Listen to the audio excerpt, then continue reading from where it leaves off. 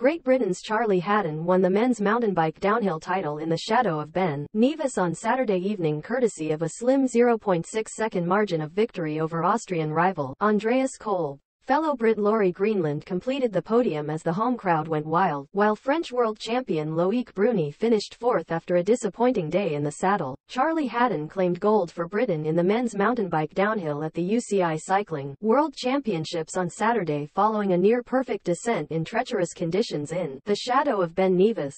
With Britain's tallest peak looming, Hatton held off Austria's Andreas Kolb by the slimmest of margins, just 0.6 seconds separated the pair, while his fellow Brit Laurie Greenland finished third to complete the podium. The Scottish rain, and the fact that the women's race preceded the men's, meant that the course swiftly became muddy and difficult. It was not navigated well by a number of the European riders, but the British riders flourished. Britain's Greg Williamson was in an imperious position midway through the day after setting the fastest descent by a full 7 seconds before the already inclement weather began to decidedly worsen. It took a risky ride from Spain's Angel Suarez to unseat the Brit, beating his time by just 0.47 seconds. 20 more riders came and went without troubling Suarez's position, while Williamson continued to hold a provisional silver medal. Next down the mountain was former champion Greg Minnaar, who was attempting to take back his crown 20 years after his first victory, but he lost his rear wheel on the descent and failed to finish.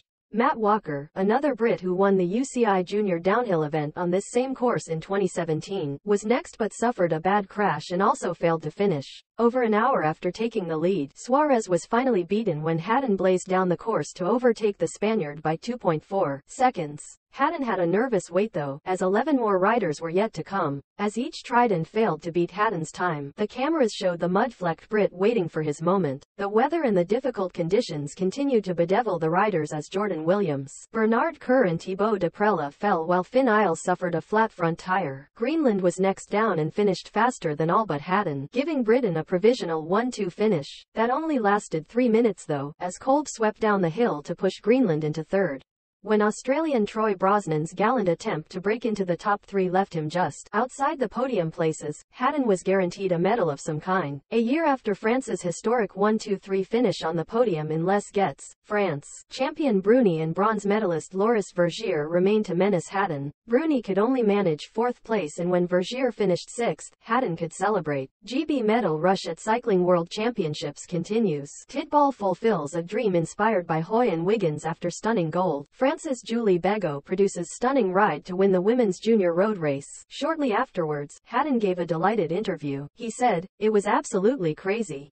I don't have the words. I rode well this weekend, but I absolutely didn't expect to win. I knew that the course at Fort William ran okay in the rain, so I attacked like yesterday.